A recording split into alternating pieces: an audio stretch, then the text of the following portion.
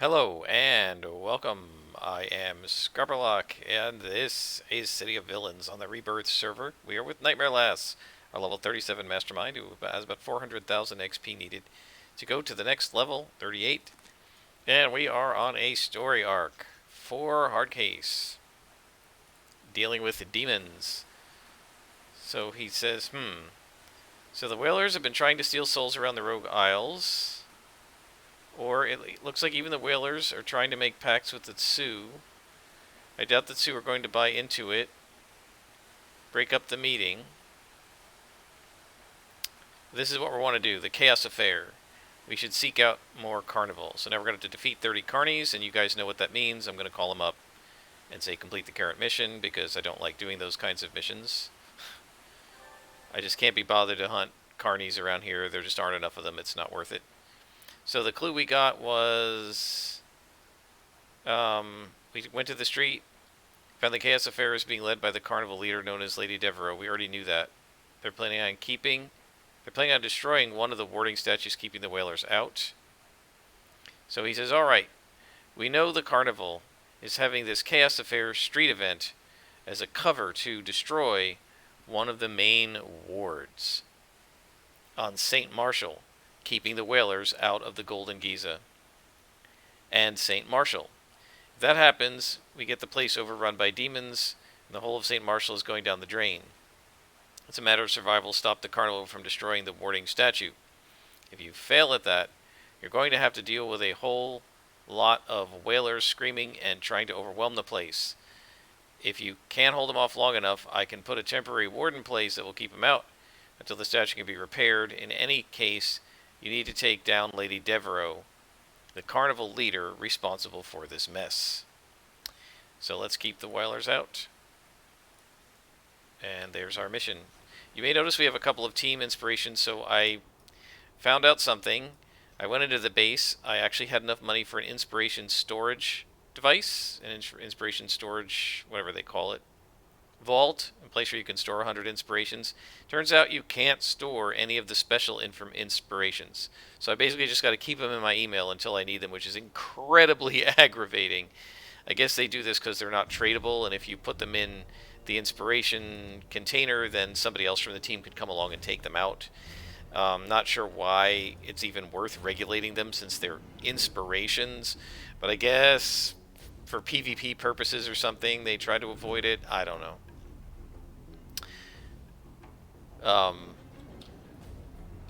Anyway, this is where we're going.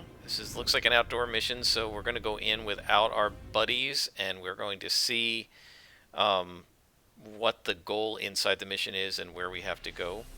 Protect the statue and defeat Devereaux. So we got to find the statue first, so we're going to go invisible. I have no idea where this statue is. I don't know enough about the geometry of this, of St. Marshall and the various islands. This might be the statue. Is this the statue? You know, without... yeah, it's glowing. Okay. It's glowing, it looks like. Yeah, and it's humming. Alright, so we'll come in here, someplace safe, and we will start summoning.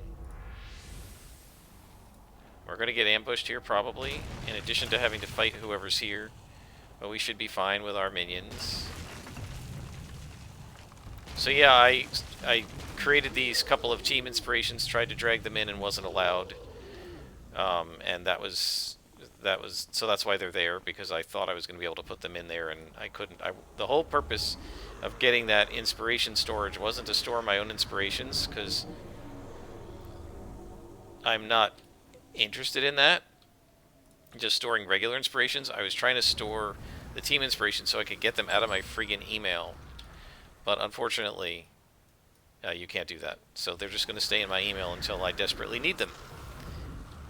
Right, I figure, you know, fighting an elite boss or something, we might need them against Vanessa Devereaux, or whatever her name is.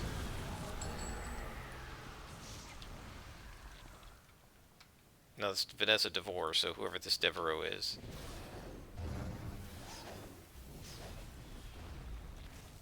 Don't seem to be being ambushed.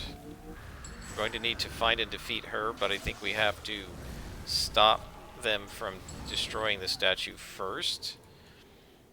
So we're going to clear all around this area so that we don't get attacked by ads, as they call them. And let's teleport these guys down here so they can't attack the statue. Because sometimes what they'll do when you start attacking them is just turn around and start attacking the statue.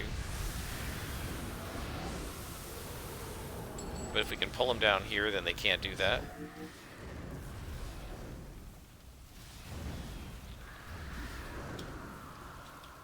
Alright, folks. Little minions, stay right here. We're going to protect this statue. So now, there's an attack. Go! And now what we're going to do is switch targets and not focus fire them down, just so that we can aggro them all and make sure they don't hit the statue. Now, I don't know how many waves there are going to be. We'll just have to wait and see.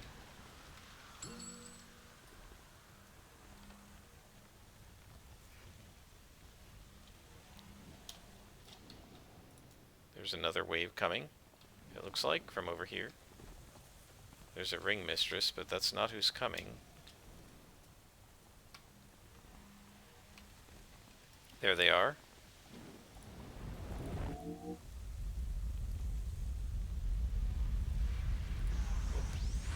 Okay, we hit her once, and we hit her once, so they can't hit the statue. I don't know if they actually can hit it. I have no idea. I think they can. Yeah, because it has hit points. Alright guys, doing well. There is another ambush coming. Alright, so if they're all going to come from the same place, we can stand right here so that they stop jumping around. There's one. There's another. Okay, so we attack him, and then we attack her so that we aggro them both.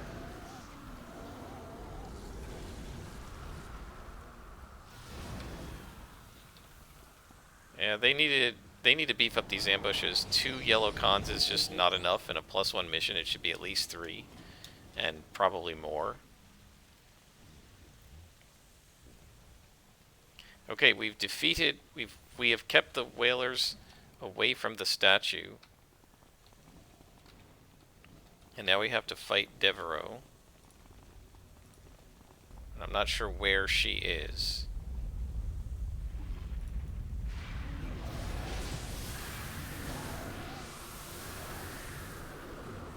Since we have successfully protected the statue, I'm going to take out this boss, but I think I'm going to go and search for her. Or should we do that, or should we just take everything out? Let's just take everything out.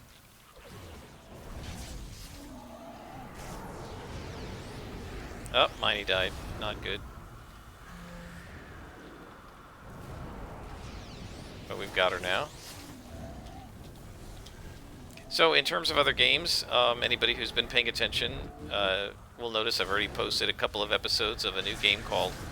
A new playthrough of a game called House Flipper. It's not a new game, it came out in 2018, and I played it when it first came out. A few months after it came out, I think, late 2018. I played it quite a lot, maybe 30 hours or something of play, and then kind of stopped. Not for any reason, but then I got involved in Ark and some other games. I think Ark was the game I got involved in next, but I had a lot of fun with House Flipper. I thought it was a really cool game.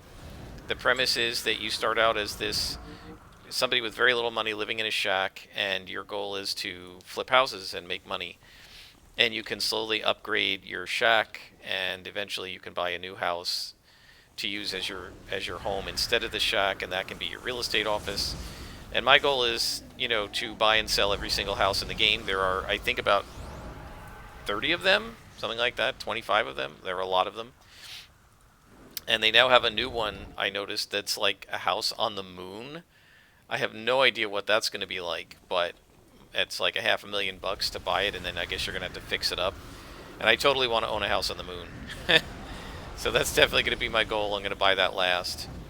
But I also want to have like a really nice, like a house that has a really nice showroom. The idea is eventually a 2-story house where I live on the top floor and then my showroom and business office is on the first floor. I think that would be really cool. And we need to resummon Miney because he got killed and I forgot about that. So yeah, I've been having a lot of fun with it. I've gotten completely carried away. I usually try to keep my episodes to 30 to 40 minutes, and both of those episodes are longer. The second one I did is over an hour. I knew it was like 45 minutes in, and it said, oh, clean up this, basically like a dorm area, like a house that I was renting to college students. And I said, oh, well, it's just clean up. It will be easy. And, well, there were a lot of rooms. There was a lot of mess to clean up, and the college students had stolen all the radiators.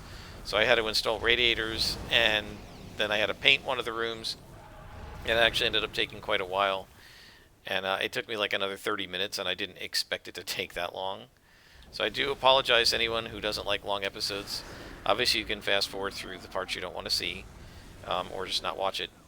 But I'm having a lot of fun, and I'm going to keep doing it, working on it. I actually did some work off screen, renovating the shack that I'm in. It's basically a bathroom and then a large multi-purpose room. So I renovated the multi-purpose room. I haven't renovated the bathroom yet. It's super fun. I love doing it. It's very relaxing. It's a very calming game. There's nothing tense about it. You don't really have anything timed like this or anything like that. And so it's actually quite fun, and but also in a very relaxing way. And it's really more about like how are you eventually, right now I'm just doing the missions because the missions then unlock abilities like gardening and stuff. But it's sort of about how are you going to redesign this house? How are you going to make the floor plan better? You can knock down walls, you can add doors. You can turn what was the kitchen into a dining room, what was a dining room into the living room, and the living room into the bathroom.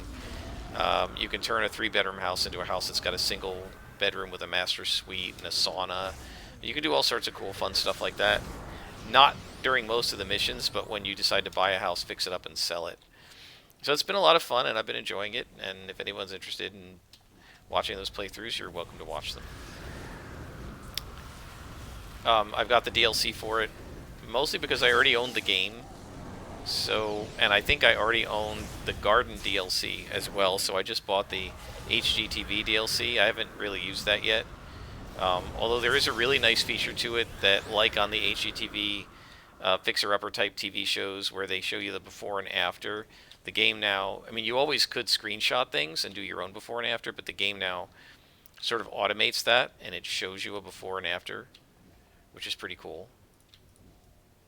I like that a lot.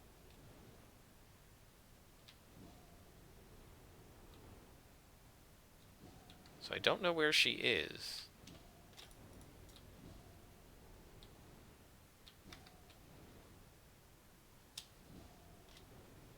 And I'm going to leave my buddies there and explore around a little bit. There's nobody over here.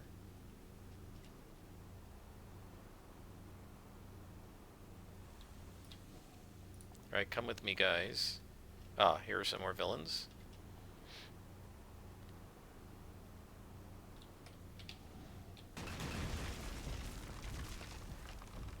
Come on.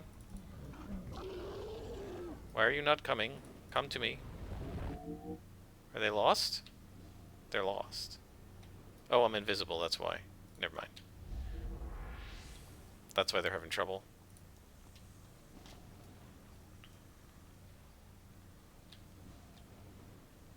Good thing I didn't issue an attack order, because only Curly and Mo came to me.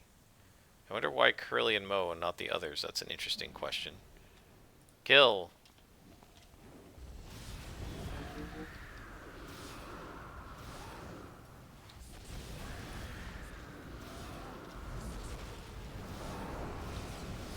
Oh, that was a dumb area effect heal. I wasn't close enough to them. Alright, guys, follow me. Harlequin Fencer, where? Where is it? Over there, okay.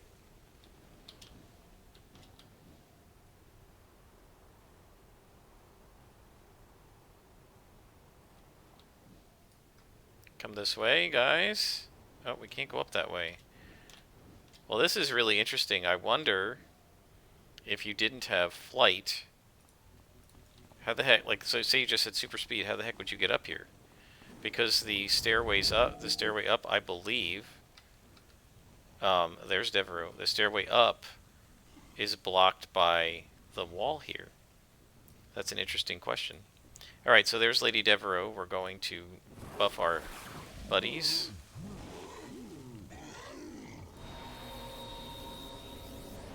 Go ahead and take our team inspiration. Let's try a teleport and see if we can avoid aggroing the lady. So we just kind of whittle these guys down. I did the buffs because I know she might come anyway. And I want to have the buffs if she shows up. And if not, it's worth burning a little bit of the buff to make sure that she's alone. And now let's go ahead and debuff her.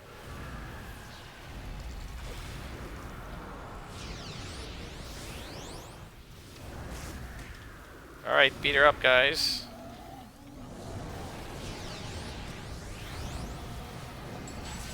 And we got her. That was really easy. Mission complete. And we got reward merits. That means that's the end of the story arc, guys. So this is going to be it for our level 37 play, I think. I'm going to bring you guys back when we do level 38. I will finish this episode, of course, because we've only been playing for about 15 minutes. So we'll do another mission. Let's do an alignment mission, and then I will do some of those to get to 38, and then we'll see if we can find another contact. But let's call up our case, and he says, "Excellent work, Nightmare Lass. You managed to help prevent the Carnival and the Whalers from laying waste to St. Marshall. We may be villains, but it doesn't mean we can't protect our own." Yeah, that's mostly a hero-type story, but that's alright. So let's try an alignment mission. We have a bunch of them, and we haven't done any of that for a while. So let's see. Darren Wade's wish list. Rip wants you. Oh, is this against the Rogue Island Police? The Rip wants you. As a flyer for the Rogue Island Police falls onto your face, you remove the flyer. The Rip are organizing. I don't know that I want to do that one. Pit.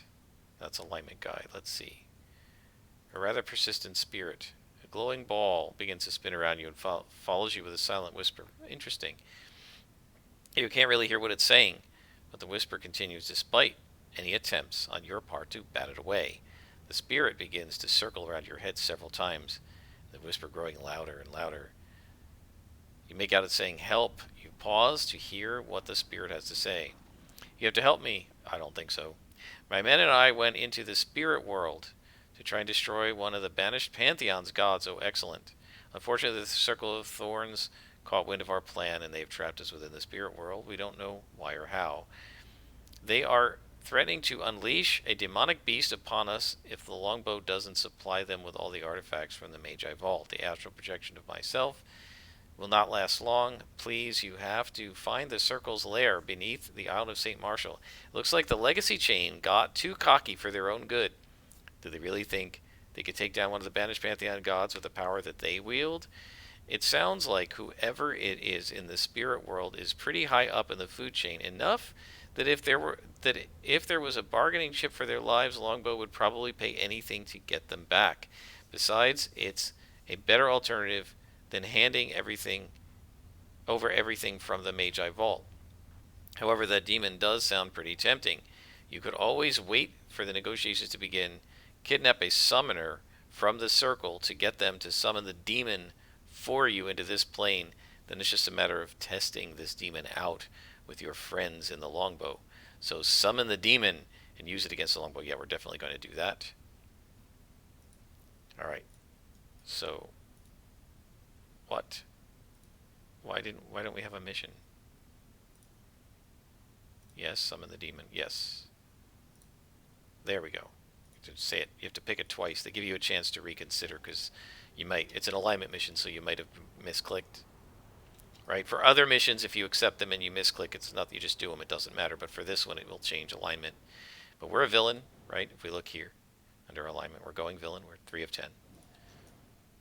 So let's go into the ship. I don't think we need to summon our buddies yet. Let's just go on in. I don't know if we're going to be in an outdoor mission, if we're going to be in... Okay, so we're actually on a ship. Right, that makes this fairly easy. Wow, there are a lot of longbow in here. This should be fun. Summon our buddies. I don't expect an ambush. There usually aren't in these alignment missions, because they're basically just generic missions. So get the ritual from the circle summoner. Now, realistically, I could have probably gone invisible and just found the circle summoner and killed him, but we're going to go ahead and take out the whole ship. We're a villain. We're going to kill longbow. Come with me, my pets. Let's start with the spec ops. They're the most annoying.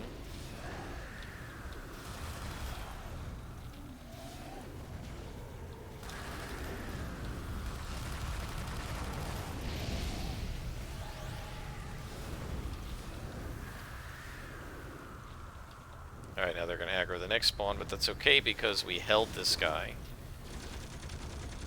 There's a spec ops. Let's kill it.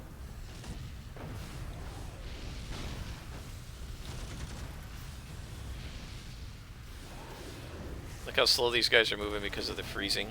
It's awesome.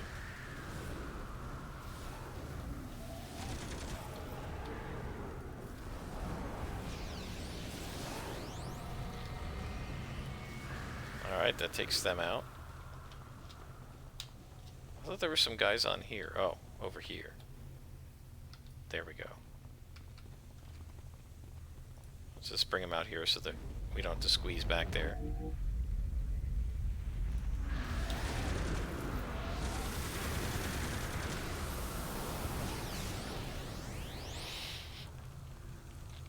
I guess we're going back there. I thought we were going to aggro the others, but we didn't.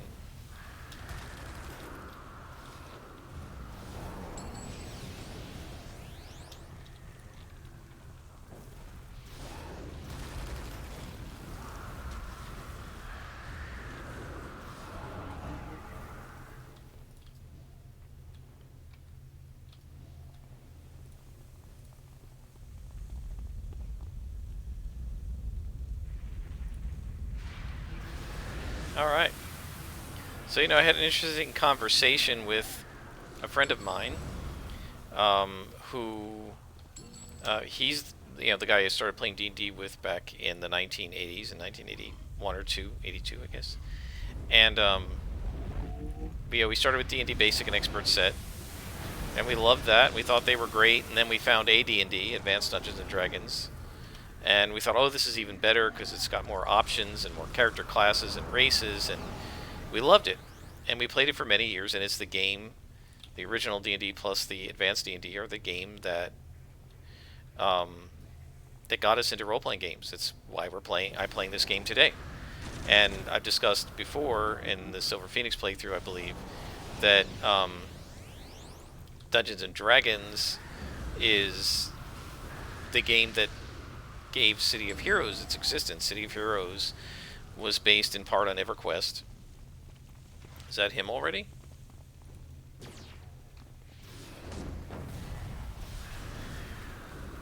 That looks like him. City of Heroes is based in part on EverQuest, and EverQuest, of course, is based on MUDs, which are based on D&D. And the other thing that City of Heroes is based on is the game Champions, which, of course, was created by people who were used to playing D&D, and they made a totally different game than D&D. They threw out all the D&D assumptions and made a completely different game. But all of these things, every role-playing game we play today, owes itself to the success and the structure of Dungeons and Dragons. All right, let's go kill this guy, and then we'll smack the demon around.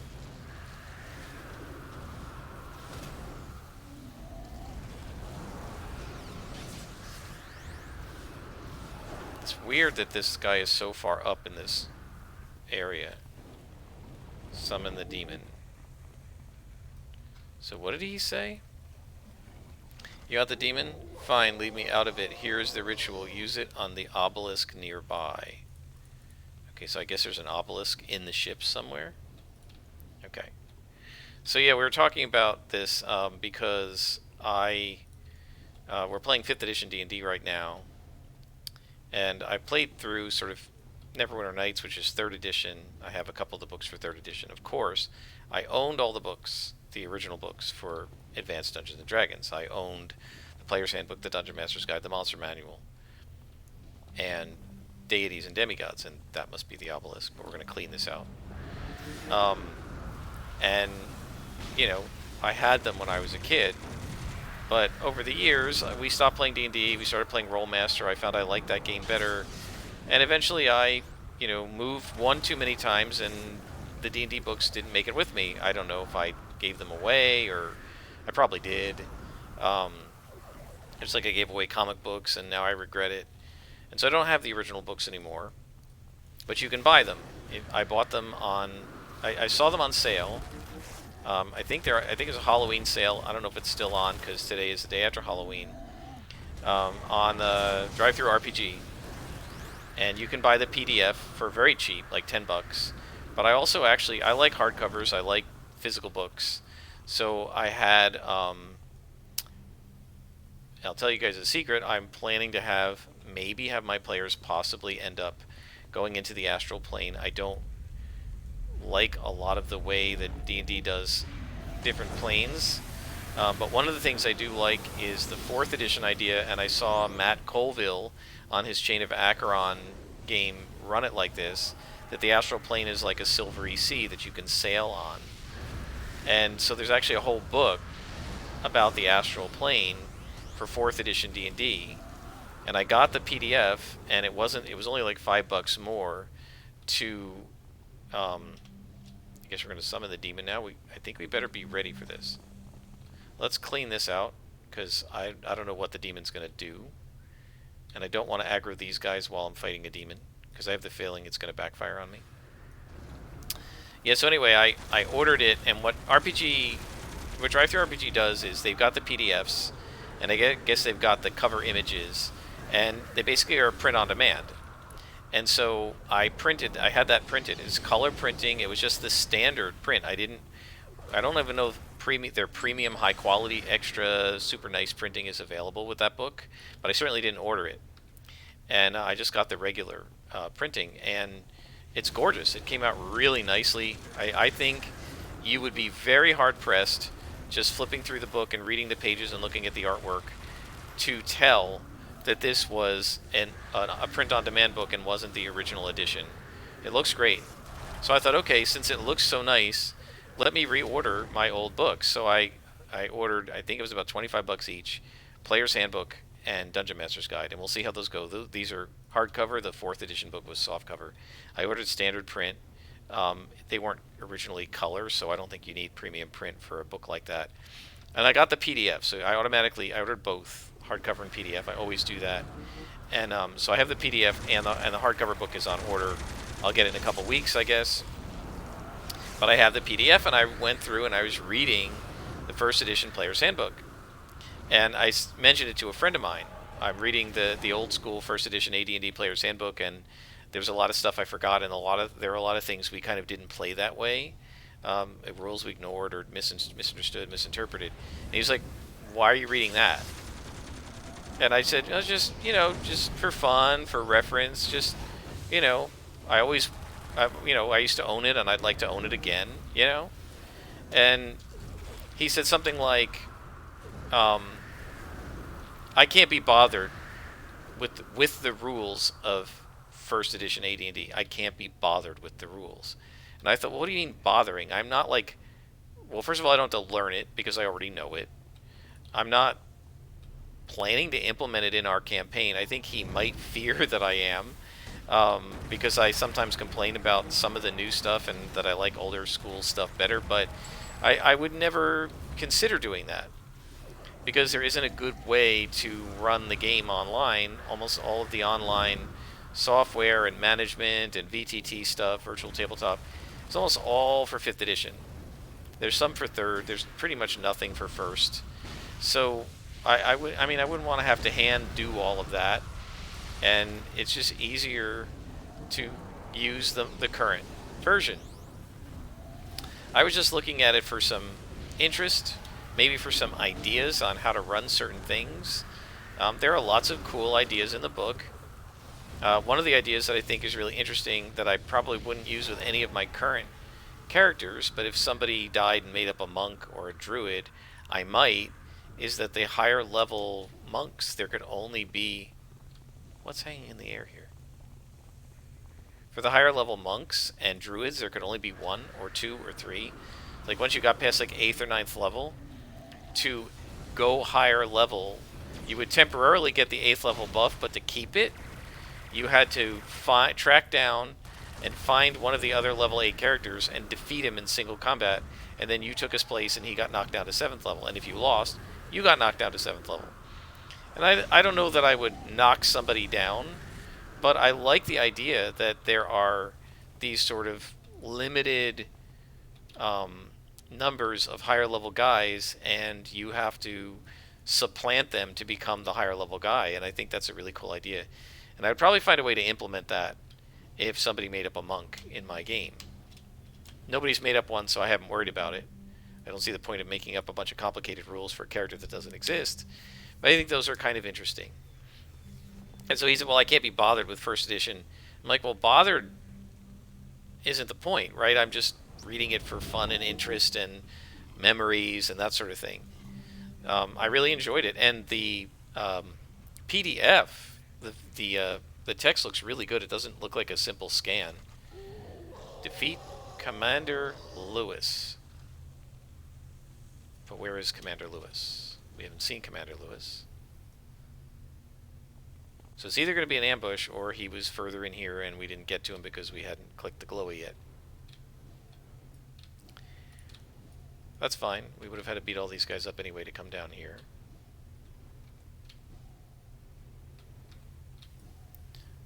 So yeah, let me know in the comments, guys, which version of D&D do you like? Do you like 1st edition? Oh. No, that's not him. I thought that was him. Do you like 1st edition? Do you prefer 2nd edition, 3rd edition? There he is. Do you prefer 5th edition, 4th edition?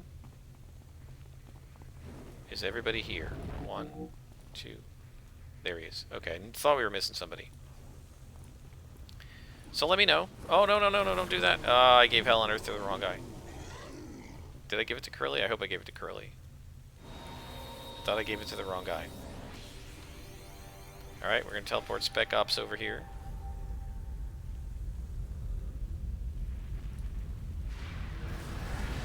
Yeah, he was, you know, I was surprised he was pretty aggressively, like, harshing on 1st edition AD&D. And I'm like, you played this game for years.